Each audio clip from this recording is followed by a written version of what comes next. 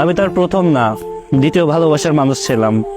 তার মুখে বহুবার শুনেছিলাম সে তার প্রথম ভালোবাসার মানুষটাকে নাকি অসম্ভব ভালোবাসতো, আর সেই মানুষটাকে পাওয়ার জন্য কতই না পাগলামি করেছিল।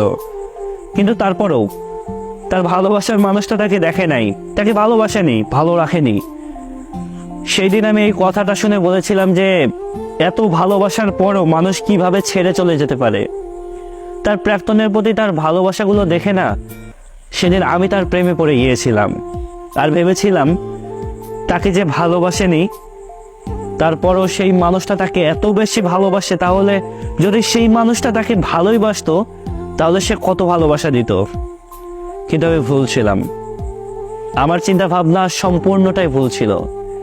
কিন্তু সত্য কথাটা এটা যে মানুষ সহজে কোনো কিছু পেয়ে গেলে না সেটার কদর করতে পারে না।